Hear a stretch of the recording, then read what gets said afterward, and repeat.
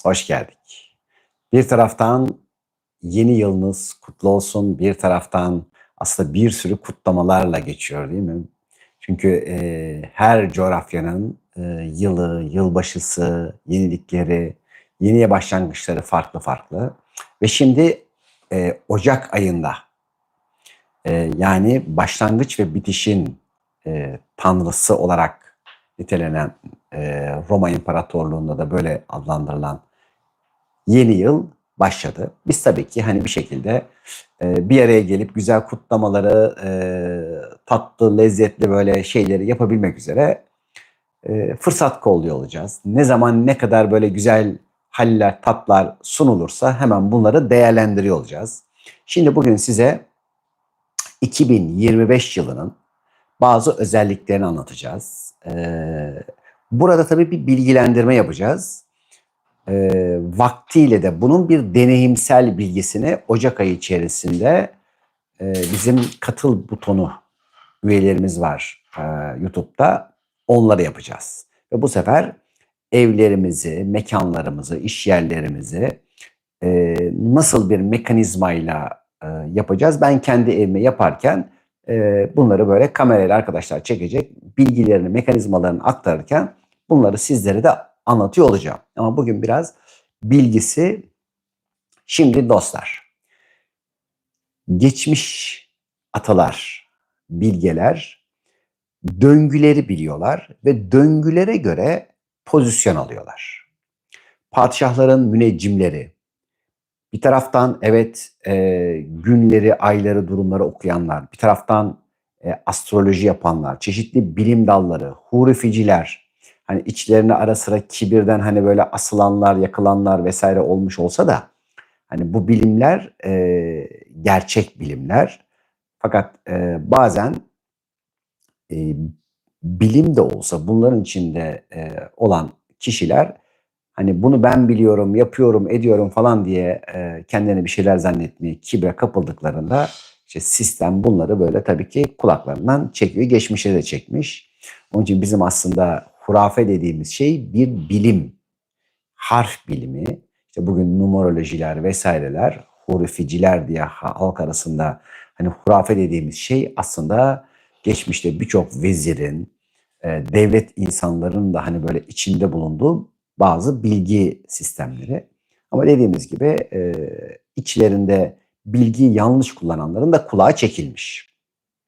Bugün biz de işte diyoruz ki hemen herhangi bir şey olduğunda hurafe, yani harf bilimi. Şimdi diğer taraftan bir sürü döngüler var. 26 bin yıllık döngü var. 60 bin yıllık döngü var. İşte diyelim ki 180 yıllık döngü var. Şimdi yavaş yavaş geleyim. 60 yıllık döngü var ve şimdi işte bugün anlatacağımız şey aslında bir nevi bir 60 yıllık döngü. Yani bundan önceki 1965 yılına denk geliyor. 64-65 civarına denk geliyor. Diğer taraftan da e, tekrarlayan döngülerin içerisinde bir sürü yeni sistemler de var. Ve bir bakıyorsunuz ki işte oradaki bilgiler, o devirde, o zamanlarda neler oldu, buradaki bazı bilgileri alarak evet şunlara dikkat edelim diyorsunuz. Fakat her bir şey, bakın herhangi birimiz birbirimize benzeyebilsek de aynı değiliz. Onun için döngüler var. Fakat o döngülerin içinde değişen bir sürü enerjiler, bir sürü frekanslar, bir sürü bilgiler de var. Biz bu yıl 2025 yılının 29 Ocağı'nda bir taraftan işte aslında bu 12'sinde falan başlayacak. Hani Şubat'ın ortasına kadar devam eden süreç işte mesela Çin bölgelerinde yeni yıl kutlamaları ile ilgili bir tatile çıkıyorlar. Bir ay çalışmıyorlar. Her yıl oralara hani geçmişte böyle bazı işler falan yaptırma durumlarımız olurdu. Yeni yıla geldiğinde bitti. Adamlar böyle her şeyleri bırakırlar. Şimdi tabii ki buradaki bu saklanan bilgiler, Çin'in burada muhafaza ettiği fakat bir taraftan da hani kendi üzerine aldı. Bu bizim dediği ama o bölgenin ta Mu'dan Uygurlara, Uygurlardan da işte diyelim ki Çin'e ve birçok oradaki bölgelere uzanan bir kadim bilgi var. Bir taraftan evet Batı'nın da kendi teknikleri, sistemleri var. Sümerlerin var, bütün Orta Asya'nın, Mısır'ın hesaplama yol ve yöntemleri var ve bunlarla öngörüler yapılıyor. Şimdi bu hiçbir zaman illa şu şöyle olacak değil. Sadece şimdi enerjiler yer değiştiriyor. Şimdi bazı yerlerde mesela bir mekanın sabit enerjisi vardır. Orada diyelim ki binanızın olduğu yerin hemen yakınında bir çukur vardır. Daha evvelden denizdir, doldurulmuştur. Ya da işte orada olumsuz ya da çok olumlu güzel bir frekans vardır. Bunlar orada vardır. Fakat şimdi bir de gezen yıldızların ve sistemine göre e, değişen bilgiler vardır. İşte bu değişen bilgiler buna göre bazı bilgileri aktarmak istiyorum. Ne dedik şimdi? Dişi yeşil yılan yılına giriyoruz. Bu gelen eski Türk takvimlerinde de işte Çin takvimlerinde de bu şekilde adlandırılıyor. Peki bu nedir? Ne yapar? Ne işe yarar? Şimdi bakın daha 2 hafta evvelki programlarımda şunu söylemiştim. 2 hafta evvel hem Emel Hanım'da anlattım hem işte birkaç şeyde hemen şunu söyledik. Dedik ki çevresi, Türkiye'nin çevresinde bugün diyelim ki daha henüz hani Güneydoğu'da bu enerji. Şimdi bu Güneydoğu'daki enerji Kuzeydoğu'ya gidiyor. Yani orada ne olduysa Türkiye'nin Güneydoğu'sunda şimdi Kuzeydoğu'sunda bunlar olacak. Ve buradaki en yakın yer Gürcistan. Ama sadece tabii Gürcistan'la kalmayıp bütün Türkiye'nin Kafkaslar bölgesinde şimdi bir yıl içerisinde değişimler, dönüşümler, aslında iyileştirilmeler olacak ama şimdi bizim insan beyniyle iyileştirmeyle sistemin iyileştirmesi biraz farklı.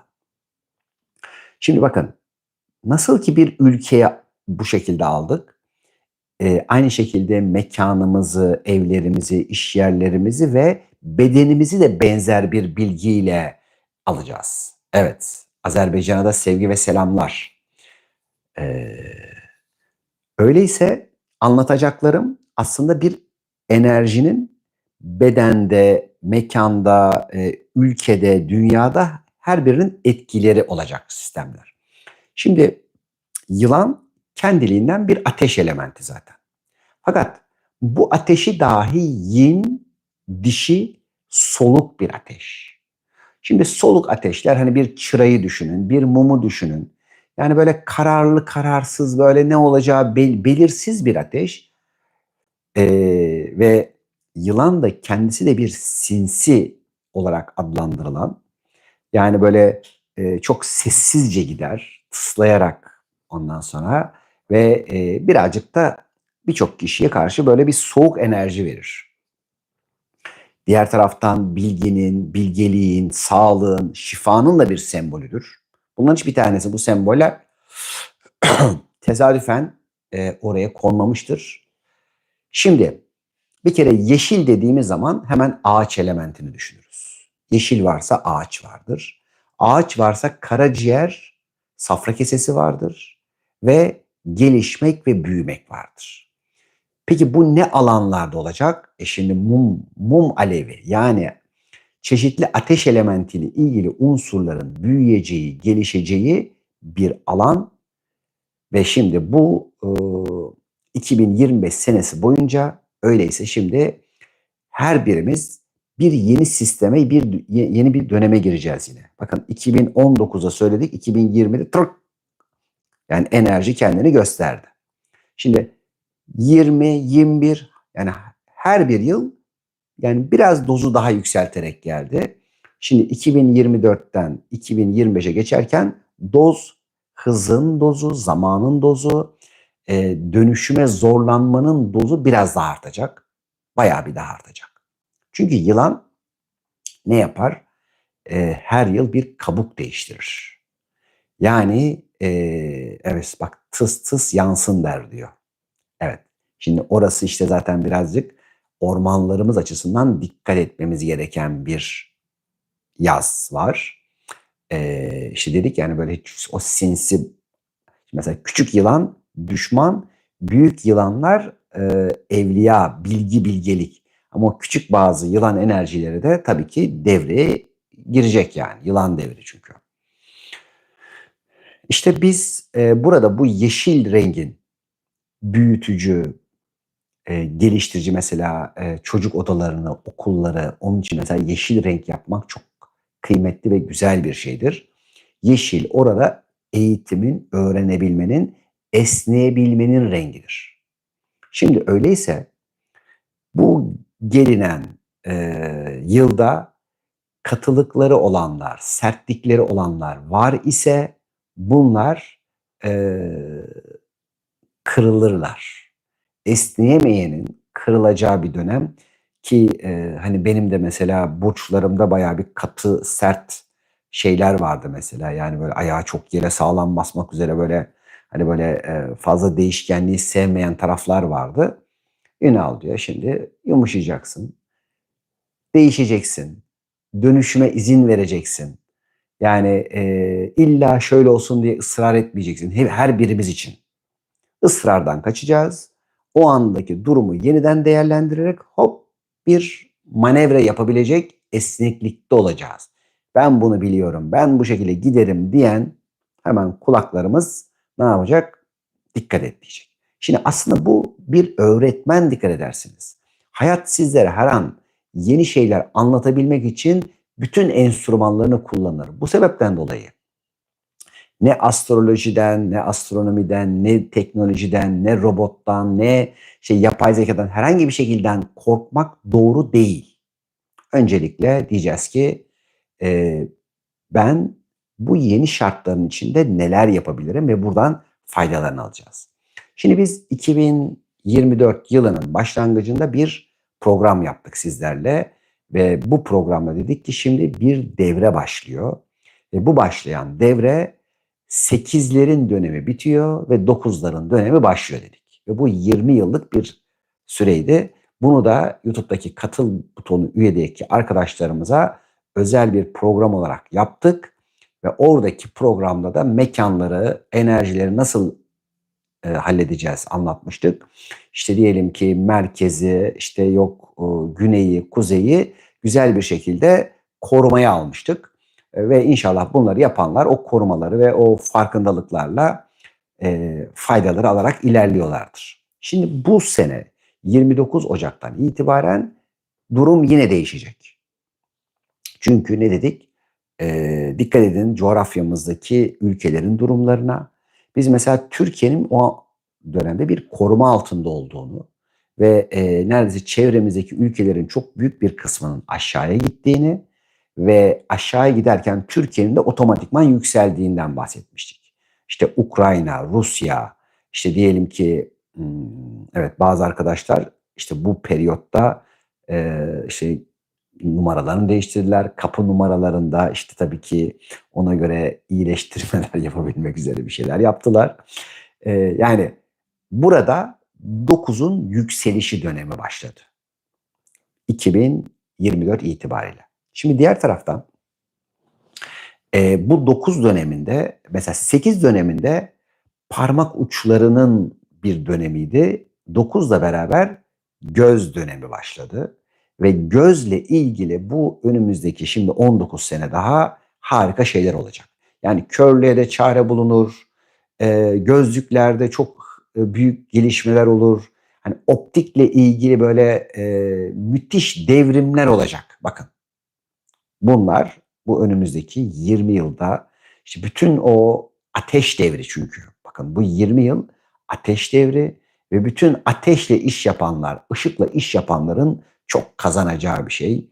Kozmetiğin, lüksün, işte kargoların, taşımacılıkların, lojistiklerin hani böyle bu çağı e, ve tabii ki sağlığın, tıbbın ve oradaki genetik ve özellikle estetiğe, güzelliğe dayalı.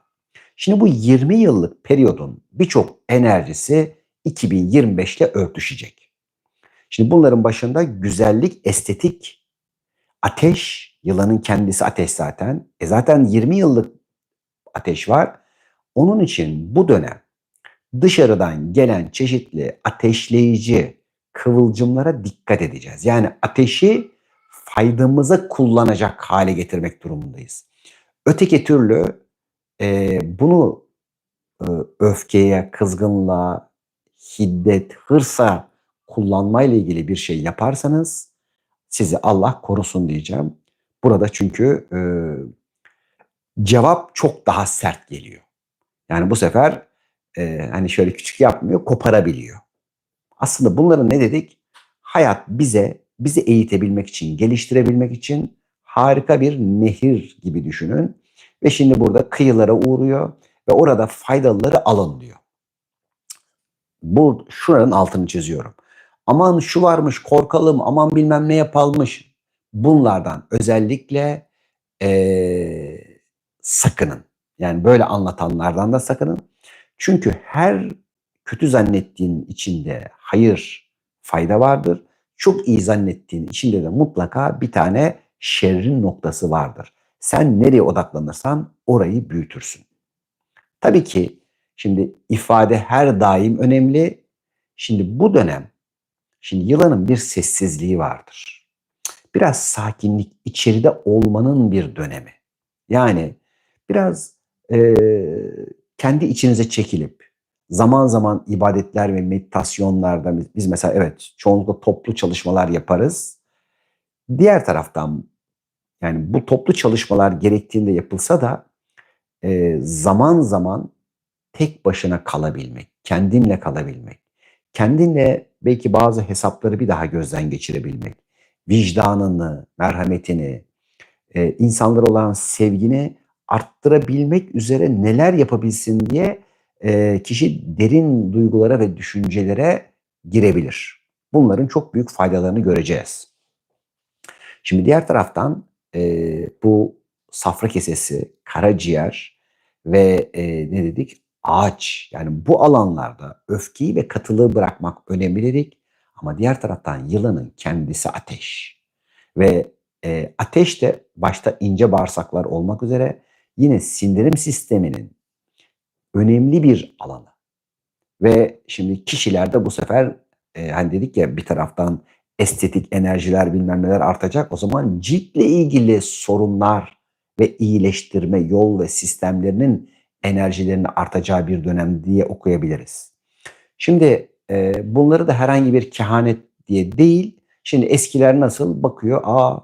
Bu sene çok fazla ayva var. Kış sert geçecek. Bak şu bulutlar şöyle oldu. İşte 2 güne kalmaz kar geliyor. Şimdi bunları böyle basit okumalar olarak düşünün. Ve bizler de her birimizde aslında hayatımızda, yaşamımızda neler var, neler oluyor bunları güzel bir şekilde okumak durumundayız. Ki zaten inşallah bir kampımız var. 18-19 Ocak tarihlerinde İstanbul'da orada hem yılın bilgisini bir farkındalık ve idrak ile göreceğiz. Çünkü kadersel kodlarımız içinde döngüler var, sistemler var. Hayatımız, geçmişimiz, geleceğimiz, enerji merkezlerimiz bunların tabii şuur ve idrakiyle okuyup şimdi bu sefer şimdi resmi tam olarak gördüğünde nerede ne yapalım? Bunları çok kolay güzel bir şekilde yapıyor olacağız. Ki zaten şu anda da çoğunluk güzel bir şekilde bu kampa gelmeyi seçmiş. Herhalde yani 100-150 tane falan biletimiz kalmış. 1000 kişilik bir katılımımız var. İnşallah vaktiyle sizler de orada olanlardan olun. Şimdi bak kapı numarası 96 demiş Derya. Şimdi 9-6 diyor ya. Şimdi bakın 6 olanlarda sık sık hukuki işlerle ilgili, devletle ilgili, otoriteyle ilgili yazışmalar, haberleşmeler olabilir. Hemen şimdi burada da bir tane okuma yapmış olalım. Şimdi diğerlerine bakarız. Bu gelecek yıl öyleyse şimdi nelere dikkat edelim, neler yapalım? Bilgiyle adım adım bunları açıklayarak gidelim. Şimdi sevgili dostlar, bu gezen yıldızlara göre şimdi bazı yönlere gelen bazı yıldızlar, bazı sayılar var. Bunların en önemlilerinden bir tanesi 2 hastalık yıldızı merkeze geldi. Bu yıl geliyor 29'unda. Bu merkeze gelmesi demek bedenimizin merkezi. Bedenimizin merkezi önceki güç merkezimiz.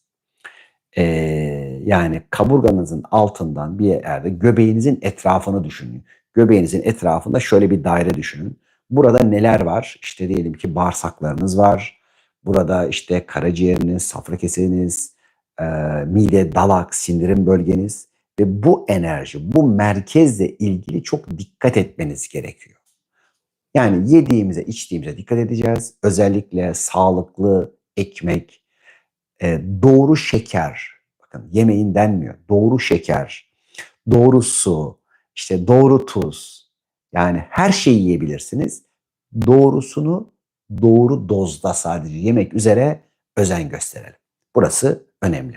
Şimdi bütün bu arkadaşların numaralarla ilgili vesaireyle ilgili şeyleri katıl butonu üyelerine dediğim gibi herhalde arkadaşlarım yazmıştır. Ne zaman yapılacakları bilmiyorum. Ben bir tarih belirledik, yazsınlar. O tarihte yapacağız. Bütün bu hani ekstra bir çalışma olacak o. Hani şu anda bir bilgilendirme yapıyoruz. Yani matematiğini bugün anlatalım. Uygulaması çünkü birazcık videoda falan arkadaşlar gelecek. Kameralarla falan yaparken güzel bir şekilde çekeceğiz. Şimdi öyleyse şimdi ülkemizin merkezinde geçen sene bütün merkezlerde çatışma enerjileri vardı. Bu çatışma enerjileri Balkanlara gitti.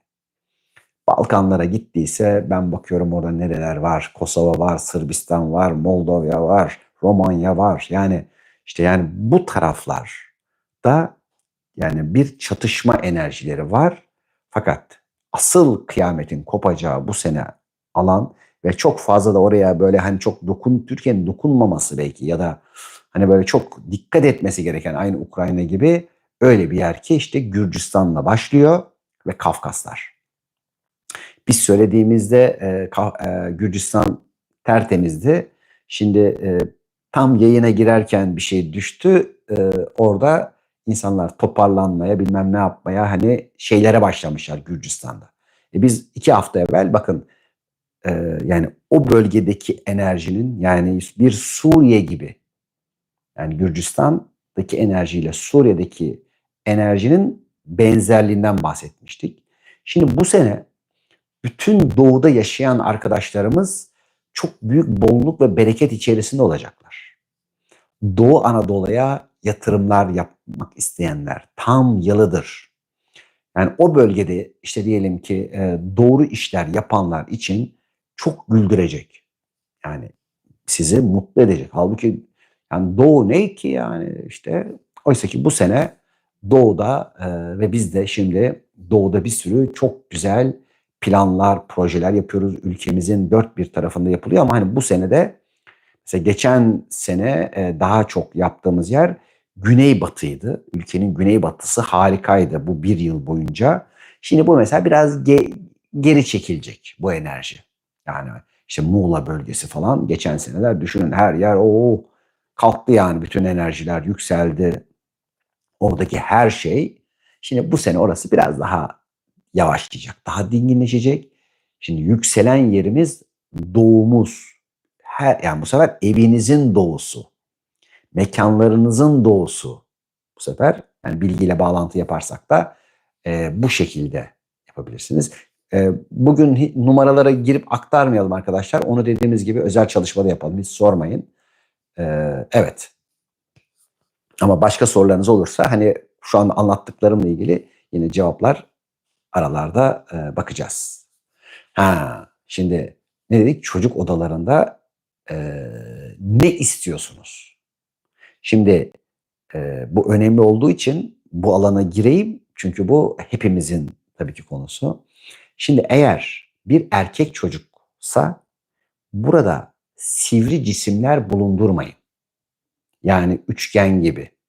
İşte diyelim ki enerji arttırıcı bir piramit, kırmızı, turuncu enerjiler, ateşleyici enerjiler zaten erkek çok yüksek miktarda eril enerji.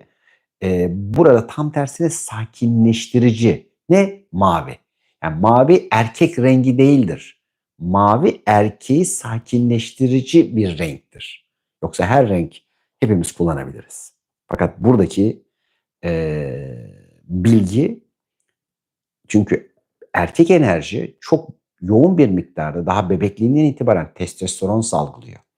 Neden dolayı bakın, hani belki de şu anda birçok üniversitenin çalışıp da bulamadığı bir sorunun cevabını verelim.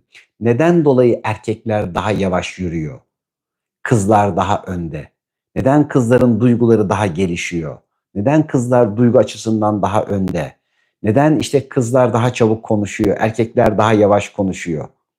Şimdi işte oradaki, şimdi önemli mesela bir bilgi bu. Bunların hepsi hani dediğim gibi hani arayanlar için çok kıymetli şeyler ama size basit bir şekilde sunuluyor.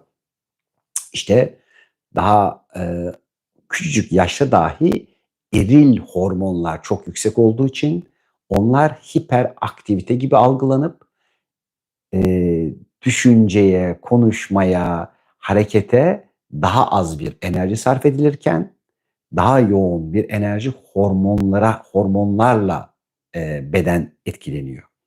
Onun için bu aşırıya giden hormonları dengeleyebilmek için küre, işte diyelim ki mavi, yumuşak renkler erkek olduğunuzun odasında olmasında fayda var. Mümkün oldukça televizyon, hani çok ses çıkartacak şeylerden vesaire de almak lazım. Ve bu sene özellikle çocuklarınızın doğuya doğru bakarak yatması, yataklarının hani o tarafı olması ya da çalışma masalarının vesaire o tarafı olması.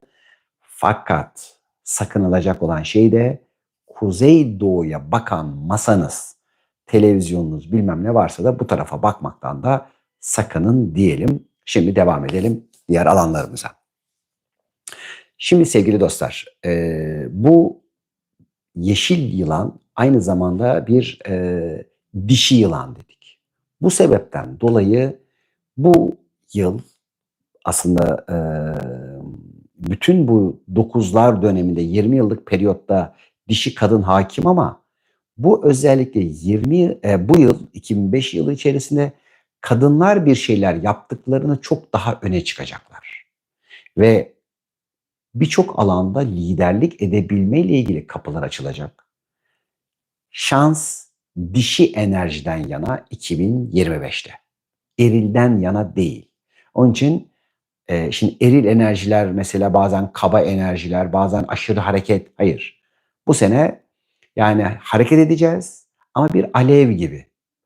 Yani bir mumun alevi gibi hareket edeceğiz. Yani o böyle çatır çatır çatır yanan alev olmaktan sakınacağız ve bir ritimle yaptığınızda destekleneceksiniz.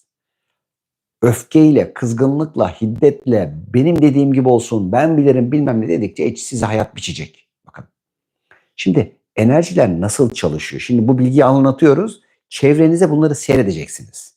Yani bak adam şöyle yapıyordu böyle oldu.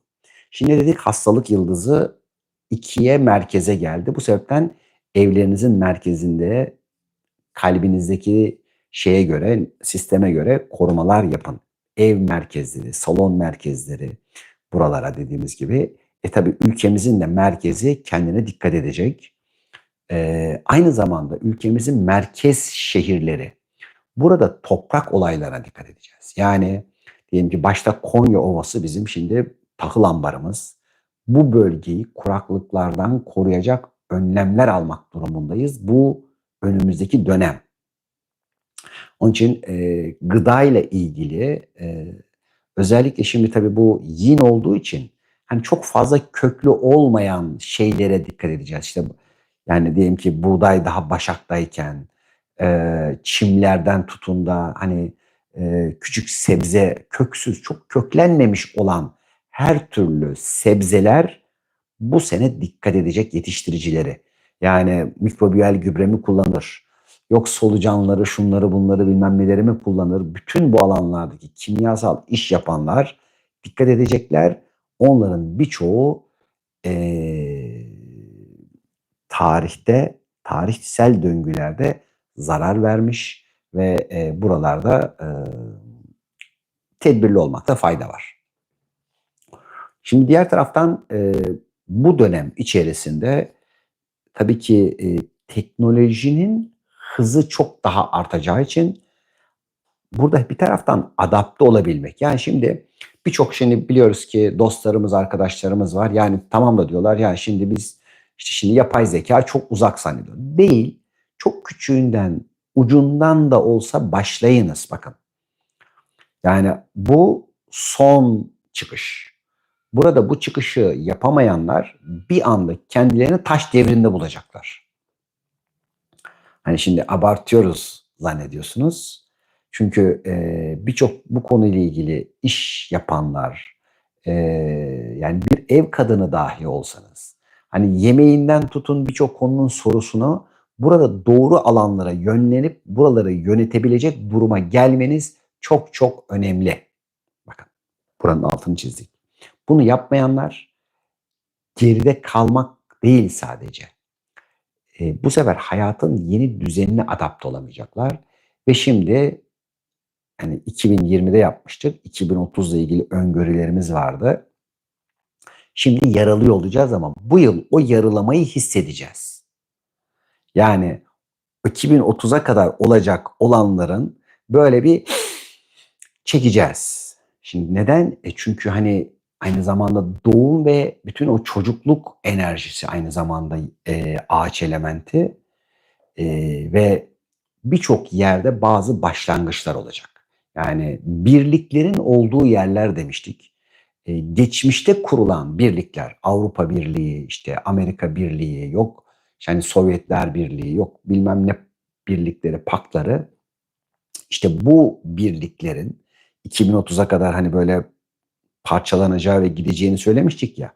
Bu sene onların gideceğini göreceksiniz. Hani gidecek demiyorum. Bu sene evet olabilir ya. Çünkü o gün dediğimizde yok. Ya da biz şimdi 2017'de parayı anlattık. Yani etrafımdaki dediler, ya sen koca Amerika'dan bahsediyorsun İnalcığım nasıl olur? Yani işte dolar nasıl gidebilir? Bilmem insan nasıl başka bir şekilde hani bu e, kripto paralara geçebilir? Ülkelerin içinde her birisinin kripto parası olur. Yani bu mümkün değil. Hatta biz biraz böyle şoklayıcı bir şey söylemiştik. Bir gün kalkacaksınız, kağıt paralarınız gazete kağıdından daha değersiz olmuş. Şimdi yani bu mantığın e, çerçevesinde tabii ki değerli metallerin, mücevherlerin de bu sefer yükseleceği. Yani birçok alanda materyaller, değerli metaller her bir tanesi çok çok daha tabii yükseliş eğilimine girecek. Özellikle hani böyle bir Mart, Nisan'dan itibaren ve tabii şu var. Her zaman yılın ilk yarısıyla ikinci yarısı aynı değildir. Mesela e, birçoğumuz işte diyelim ki belki Haziran sonuna kadar birazcık çok yoğun bir şeyler yaparız. Ondan sonra ne kadar rahatlamış, ne kadar şöyle olmuş, ne kadar gevşiyor diyebiliriz. Buralardaki sistemler sizi bir anda alır, başka bir taraflara götürür. Şimdi burada kuzey bölgemizde Rusya var ve burada işte skandallar, bir sürü olumsuz yine gelişmeler devam ediyor olacak. Yani kuzeydeki yerlerimiz, onun için biraz Karadenizimiz dikkat edecek. Özellikle Doğu Karadenizimiz hani böyle çok derelere yakın, toprak kayması ve çok böyle hani aşırı yağışlara dayanıklı olmayan yerlerin buralarda doğru bir şey yapması önemli. Mücevher tasarımcılığı için harika bir yıl. Evet, yani özellikle takı tasarımcıları vesaire bunlar için mesela çok güzel bir dönem başlıyor. Güzelliği doğru mesela sağlık kremleri yapmak, işte kozmetikte sağlıklı, organik, güzel şeyler üretmek. Ben mesela danışmanlığını yaptığım Beyond Smart'ta dedim ki hemen dedim mesela şey yapın. E, Onlar 3-4 senedir hazırlıyorlardı mesela kolajenle ilgili bazı şeyleri. dedim ki tam zamanı. Hatta biz dedim 18-19 Ocak'ta kamp yapıyoruz. Yani çok da hem fayda verirsiniz, fayda verebilmek için de çok iyi bir zaman ama aynı zamanda da eee, yani hem kazanç hem de karşı tarafa fayda. Evet, ateşli her türlü şey tabii ki güzel bir şekilde fayda verecek. Şimdi tabii hatırlarsanız insanlar Suriye'den bu tarafa doğru, Avrupa'ya doğru göçerken Batı'nın çok böyle olumsuz maceralarını gördük. Yani öyle şeyler yaptılar ki ve o zaman şunu demiştik. Arkadaşlar, şimdi bunlar tersine göçecekler ama öyle bir vakit var ki o vakitte de Batı bu tarafa gelecek. Şimdi şu anda tabii daha henüz e, bu bunu daha hani hazır değilsiniz belki ama yakın bir dönem sonra dedik bu sefer Avrupa bu taraflara nasıl geliriz diye çareler yapacak. Şimdi Avrupa Birliği eğer birçok olumsuz etkilenecekse işte oradaki dostlarımızın, arkadaşlarımızın hatta birçok kişi biz 2020'de anlatmıştık. Gelin Türkiye'den toprak alın.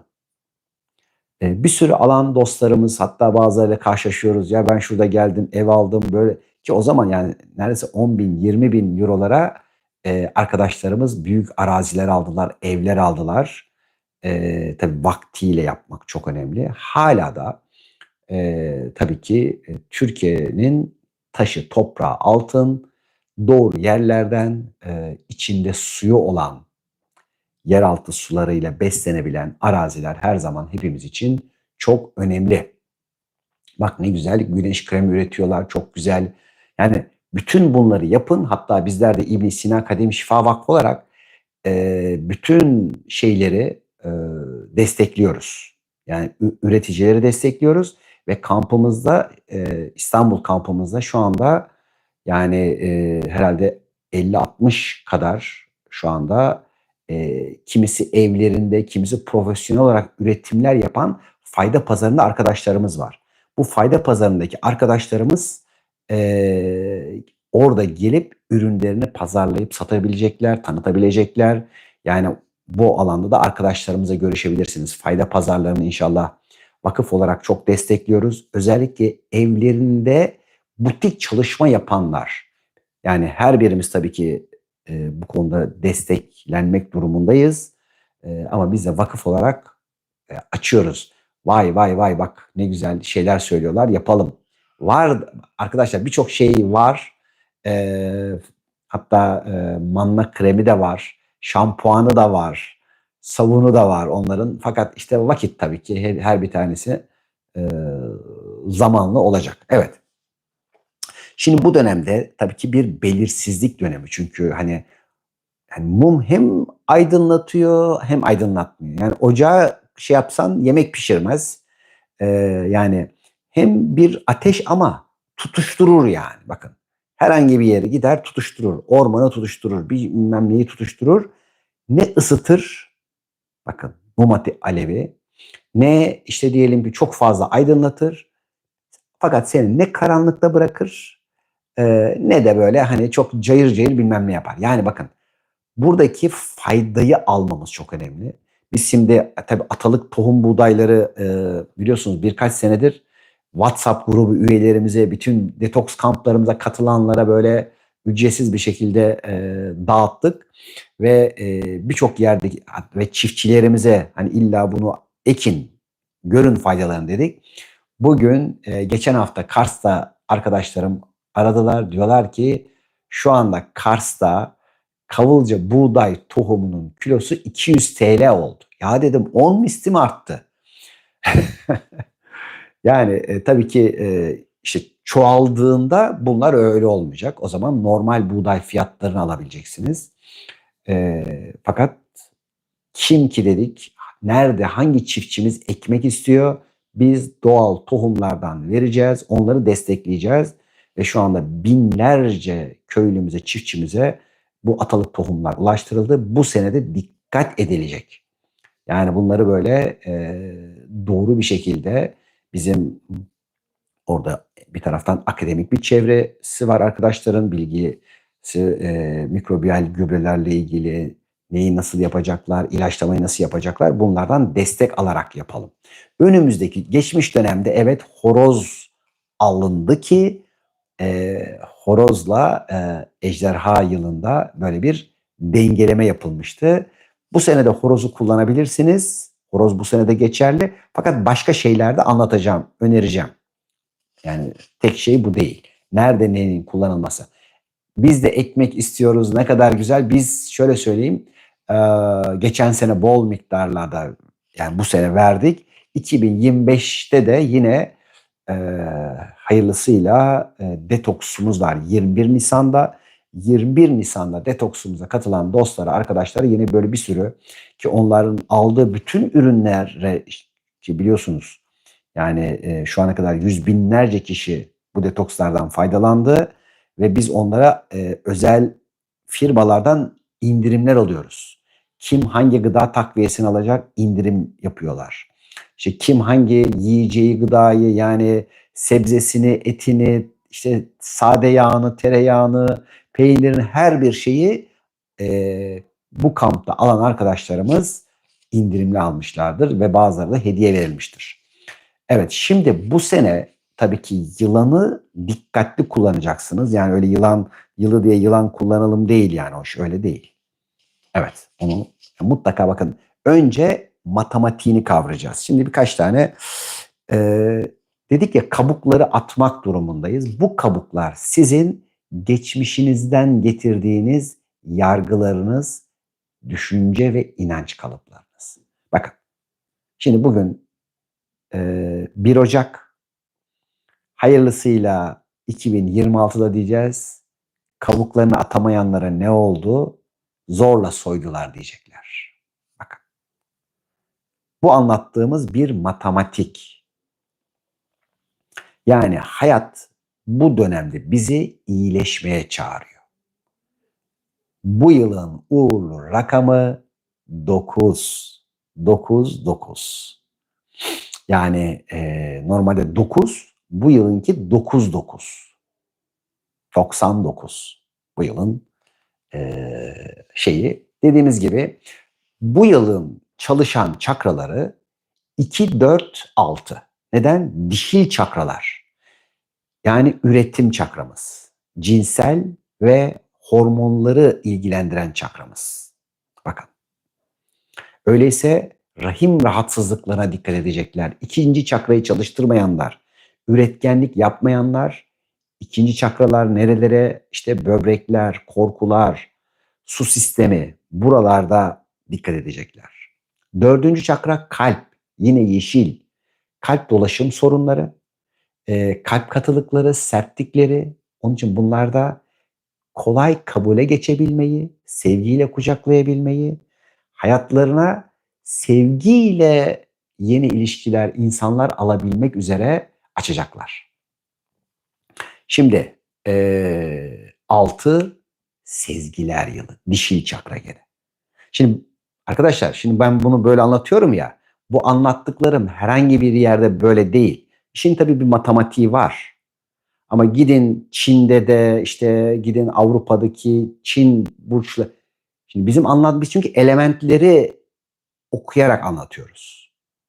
Elementler, çakralar ve matematiği birleştirerek aktardığımızda her bir tanesini bu sefer 12'den vuruyorsun. Kaçacak yer yok yani. Ne dedik şimdi o zaman? Sezgiler açılıyor demek ki. Bu sene dişil çakralar, dişil enerjinin yılı olarak. O zaman solculuk, sosyalizm, bakın işte bunlarla ilgili özgürlük, çalışma ve hani böyle adalet arayışlarıyla ilgili yeni bir perde açılacak. Bu yılın şimdi sisteminde bu var. Yani o hani ben solcuyum diyenlerin solu değil bu. Bu hani böyle gerçekten halkın o sosyal adalet için bir şeyler yapmak üzere harekete geçtiği bir Avrupa'yı göreceğiz. Bakın, Amerika'yı göreceğiz. Buralarda hani ufak ufak fitillemeler başlayacak ve ondan sonra hani ki gelecek e, yılda da bitti hoppala birçok şey kendiliğinden güzel bir şey dönüşmüş olacak. Öyleyse her birimiz içeride gerçekten adaletli olmak durumundayız. Vicdanlarınız eğer sizin yaptıklarınıza ikna olmazsa suçluluk ya da kendini yargılama frekanslarınız devreye girer. Çeşitli ağrılı olaylar yaşatır size. Şimdi bunların her birisi bir harfin buluşturulması. Hayal, bakın şu iyi ya da kötü deniliyor mu size? Hayır. Bunu yaparsan böyle olur. Bunu yaparsan böyle. İşte rehberlik denilen. Bizim fayda rehberliği dediğimiz şey şu. Yağmur yağacak. Şemsiyeni alabilirsin. Almayabilir. Ben ıslanmak istiyorum. Sadece şu bölgede biraz yıldırım riski var. Yani orada biraz daha tedbirli ol. İşte istersen şunu yap, bunu yap. Bu yani. Bu var. Şimdi bu sakın bilmem ne yapma, dışarı çıkma, korkun bilmem. Bu ayrı bir şey. Bu tam tersine kişiye zarar verir. Ki zaten birçok astrolog arkadaş artık buralardan çıkıyorlar. Hani çünkü ilk başlarda bunlar çok popüler geldi. Hani ne kadar korkuyu pompalarsan, ne kadar insanlara böyle bak şöyle olacak, öldük, bittik bilmem ne hani yani çok şükür hayat devam ediyor. Hayatın içerisinde bu tip döngüler hep var ve bizler bunların içinden sadece kendimize uygun, faydalı olanları alarak ilerlemek durumundayız. İşte Batı'da dedik ya bugün Suriyeliler buraya dönüyor ama Batılıların da kaçacağı bir dönem gelecek. Yani bu ayrı bir şey. Bu arada tabii ki yani orası iyi ya da kötü diye değil. Bu yine bir döngü. Suriye'deki insanlar iyi ya da kötü diye değil. Bu yine bir döngü. Yani her coğrafyanın bir kaderi var, bir sistemi var ve orada bunlar etkilenir. Özellikle kadınlarımızın esneyebilmesi çok çok daha önemli. Hani erkekler ne yapsalar etseler zaten erkeklerin yılı değil. Fakat kadınlarımız çok daha esneyebilmek durumunda. Ve eril taraflarını, erkeklerini de dişileri bu alanda biraz koruyabilirler. Yani o kendi esneklikleriyle, uyumlarıyla dişiler erkekleri çok çok geliştirebilir ya da hani iki bacağında testisini de kırabilir.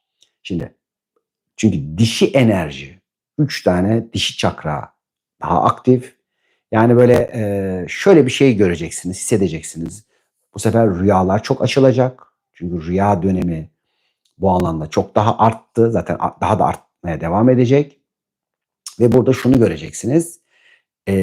Sezgilerinizin, hissiyatlarınızın, o hissi kablel vuku hallerinizin çok çok arttığını göreceksiniz.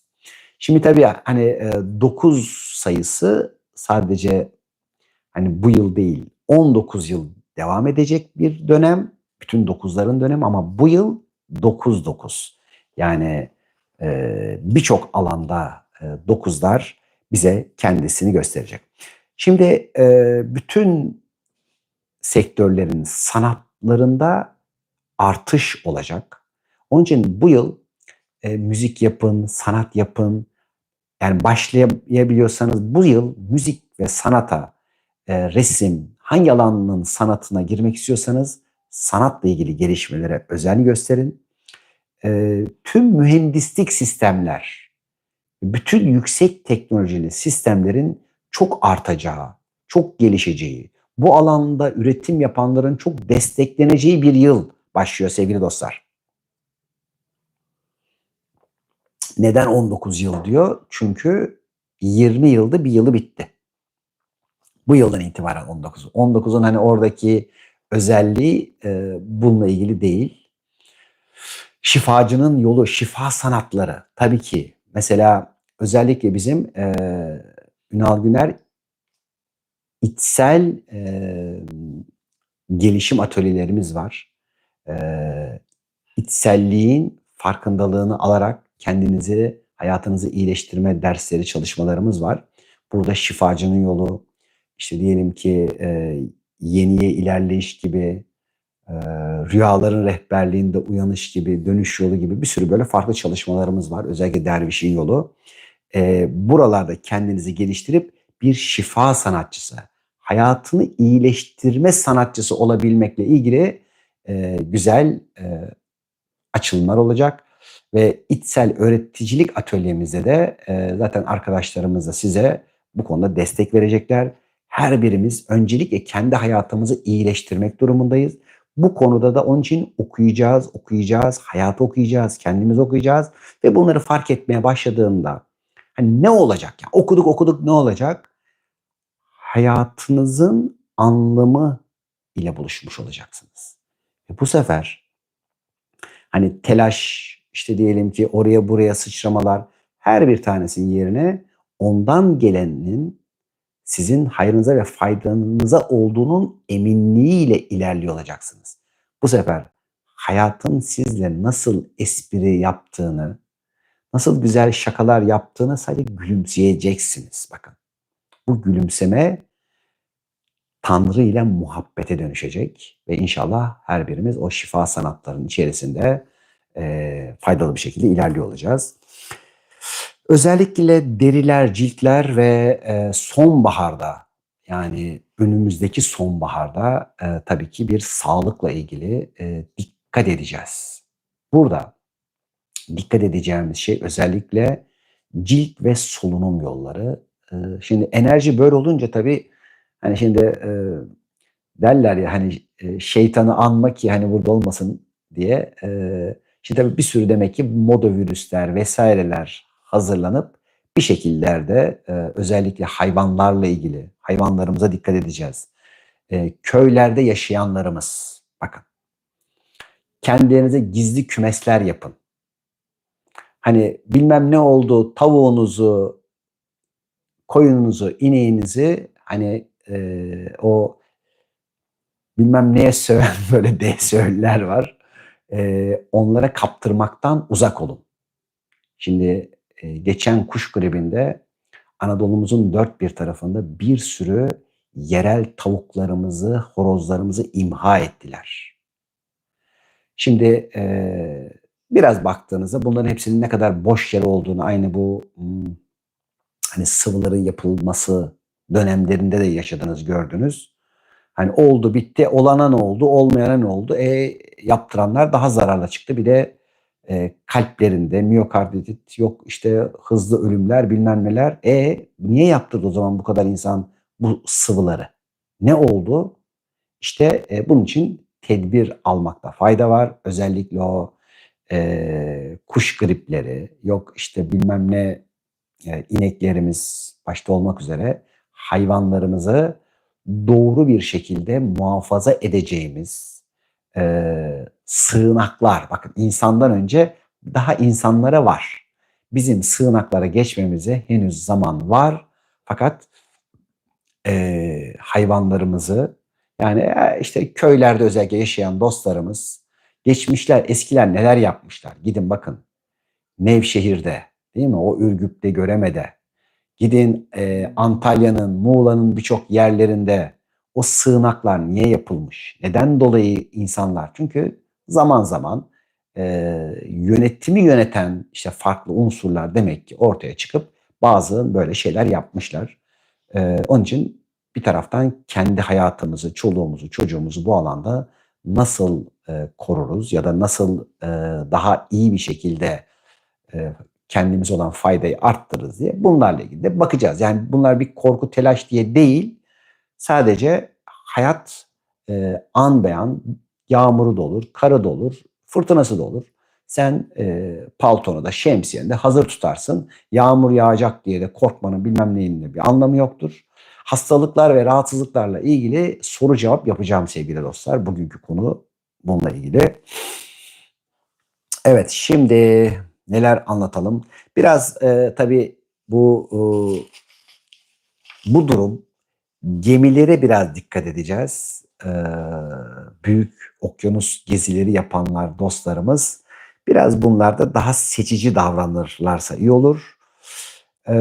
Şimdi tabii yılanın bazı özellikleri var. Mesela dikkat ederseniz şeytan yılanın içinde giriyor.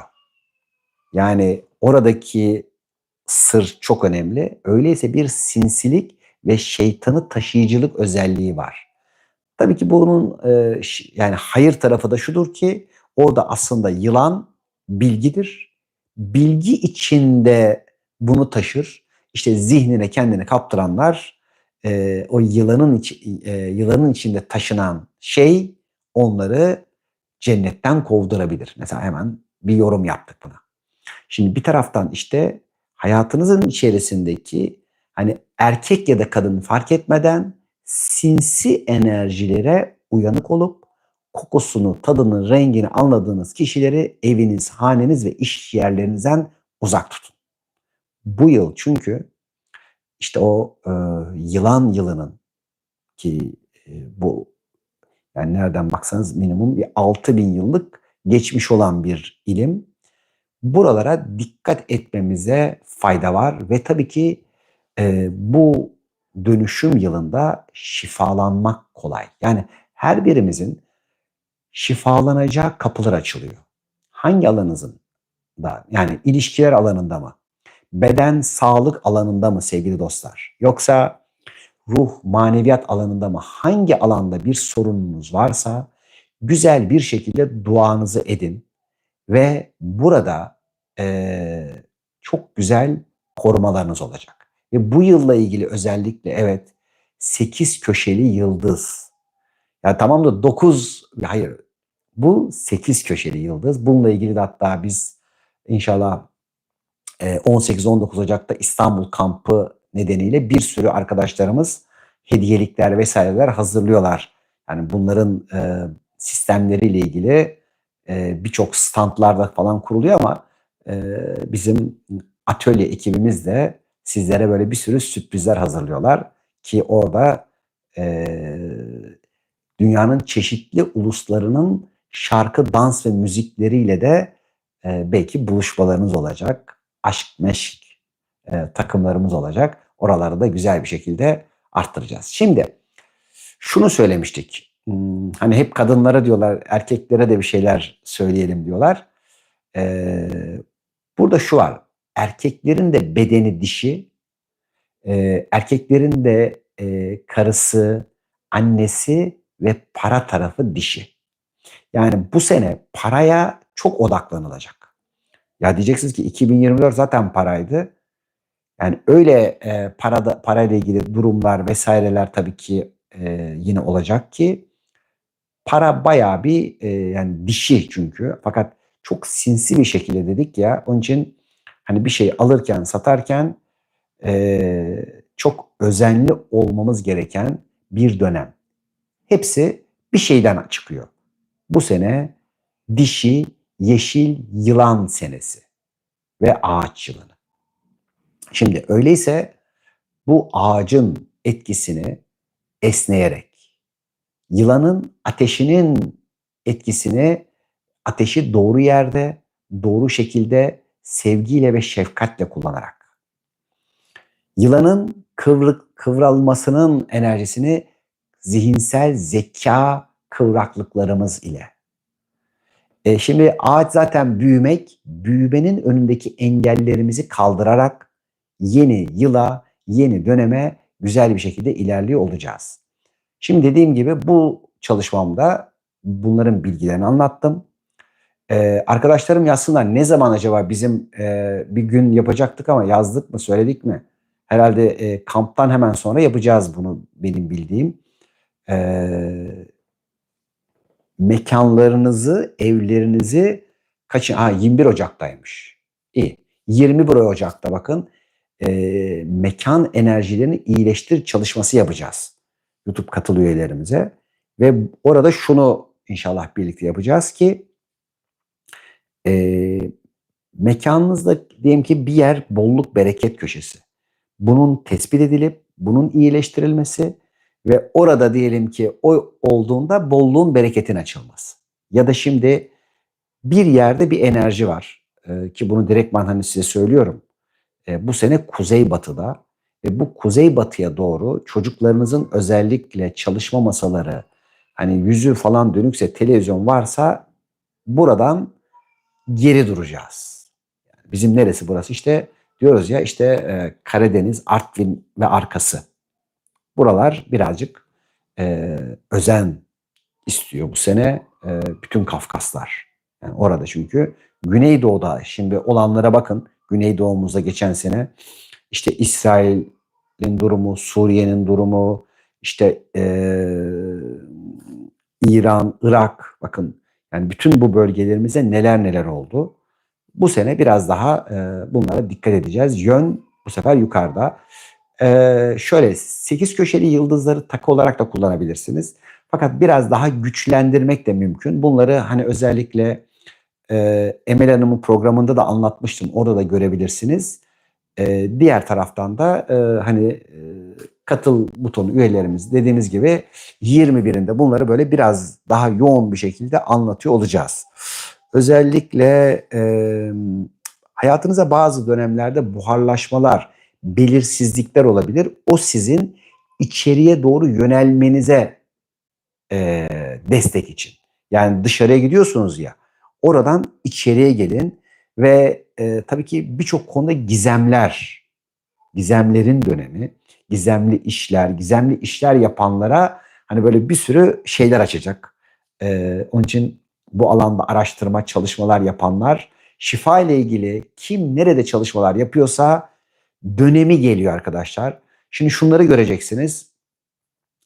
Ee, Şifa alanında kendini yetiştirenlerin, geliştirenlerin ya da bu alana girenlerin çok hızlı yükseleceği, ilham ve sezgilerinin çok gelişeceği, yani bu alanda maddi ve manevi fayda alışverişlerine gireceği bir dönem başlıyor.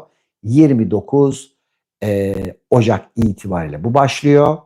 Ama 15 gün önceden ve 15 gün sonraya kadar da bunların dedik ya hani böyle bir enerji yılbaşısı ve bunlar harika bir şekilde, güzel bir şekilde ilerleyecek. Bu anlattıklarım içinde şu burç, bu burç astroloji değil.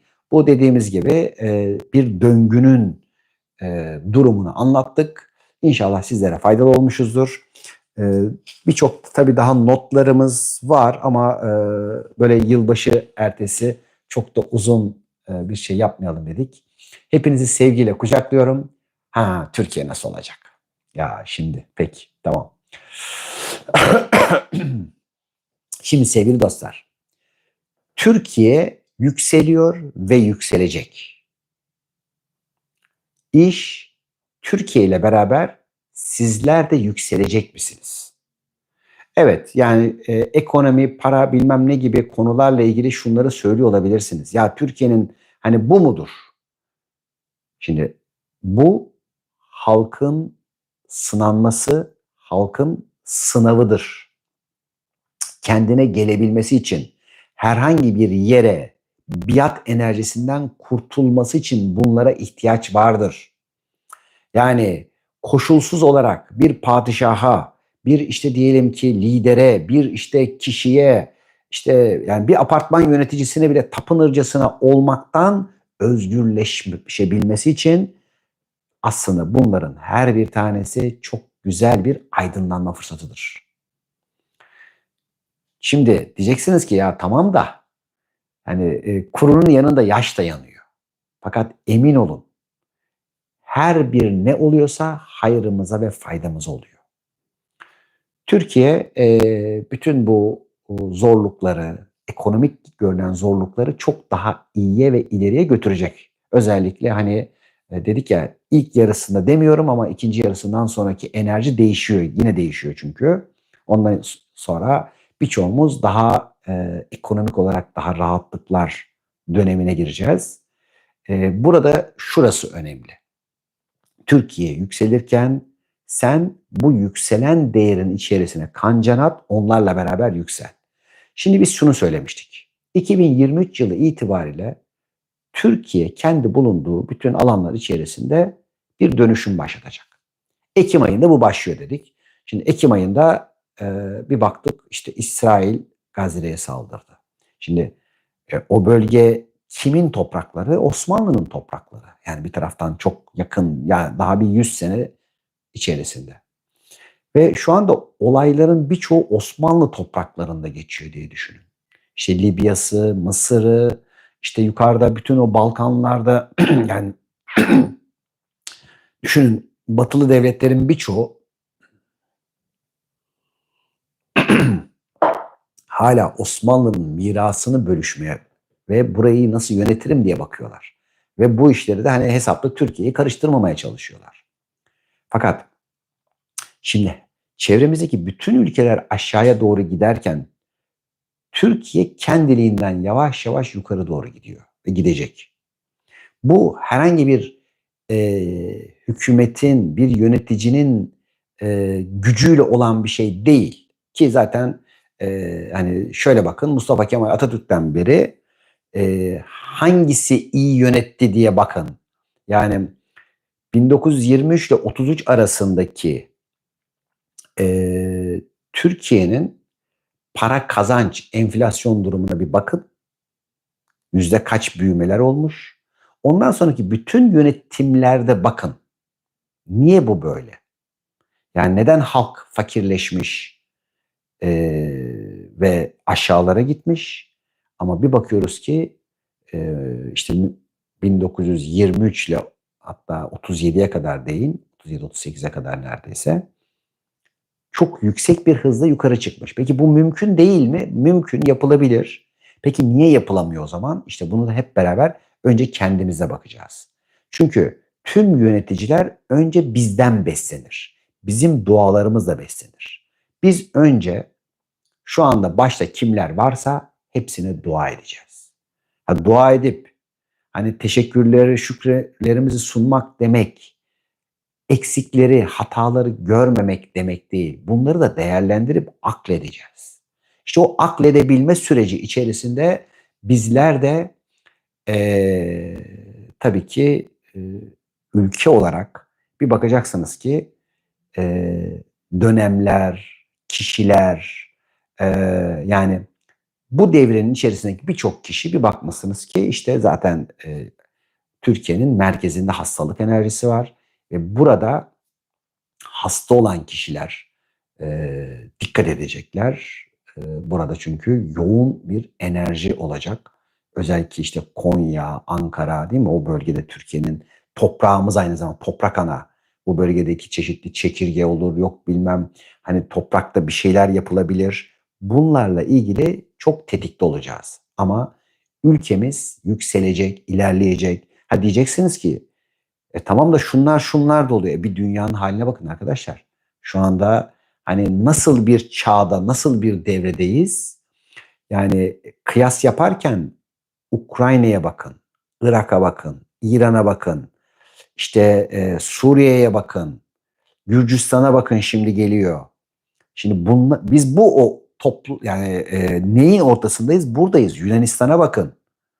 Yani bunların her birinin ekonomisine, her birinin insan haklarına, insanlara işte oradaki hak ettiği muamelelere bakın. Önce bulunduğumuz hal ve duruma şükretmek durumundayız. Eleştiri ve yargıdan buradan çıkın. Hani şu partiyi, bu başkanı bilmem neyi destekleyin ya da desteklenmemesi değil konu. Her türlü biattan uzak durun. Yani bu herhangi bir hocaya, herhangi bir rehbere de aynı şekilde. Biat yok.